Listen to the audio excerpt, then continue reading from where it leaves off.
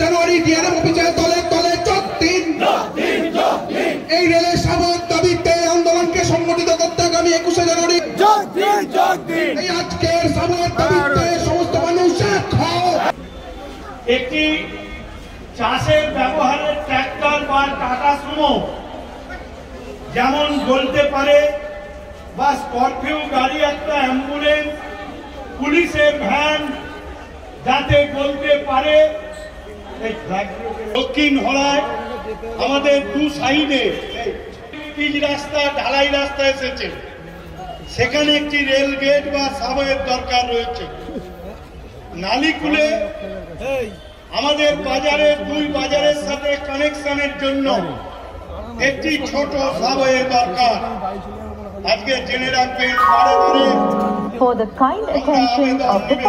তৈরি করছে ততক্ষণ পর্যন্ত আমাদের এই লড়াই চলবে এবং হরিপালের তিনটি সাবওয়ে সহ আপনারা জেনে রাখুন, অনলাইনে জোনাই রোড স্টেশন, পাঁচঘোড়া মমতা সুন্দরী rail gate, পাঁচঘোড়া Kalitala rail gate, Begampur rail gate এবং খরসরাই রেলগেট, বালুইপাড়া রেলগেট, এবং আপনারা জানেন কামারকুণ্ডু মান্নাপাড়া রেলগেট এবং আমাদের খাগড়াগাছি রেলগেট, মধুসূদনপুর রেলগেট এবং নাচিনডাঙ্গা রেলগেট।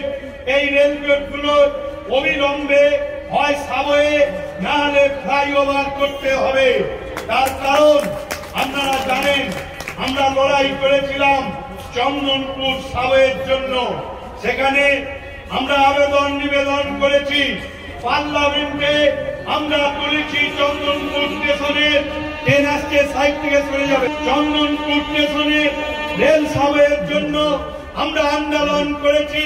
সেদিন চন্দনপুরের রেল মাঠে 15 থেকে 20,000 মানুষ চন্দনপুর রেল স্টেশনে। আমরা আগেও বলেছি যে আমাদের হরিপাল থানার সামনে আমাদের সাবওয়ে জরুরি।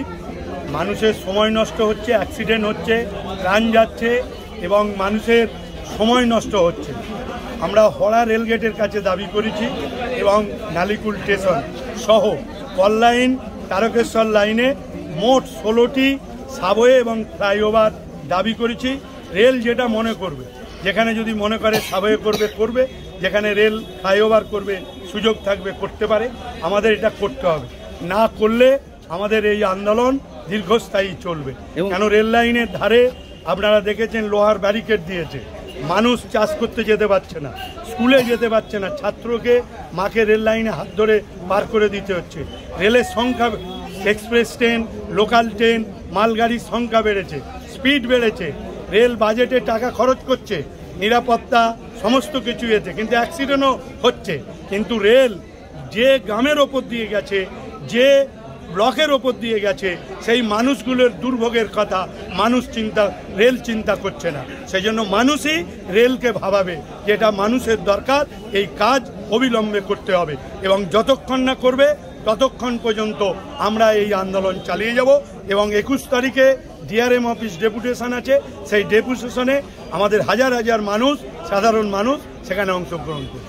সাধারণ মানুষকে যে আন্দোলনে সামিল হন, আন্দোলনই মানুষের জয় এনে দেবে। আপনারা দেখছেন 24 ঘন্টা ইন্ডিয়া টিভি, সর্বদা সবার পাশে, সবার মাঝে। আজ এ পর্যন্ত।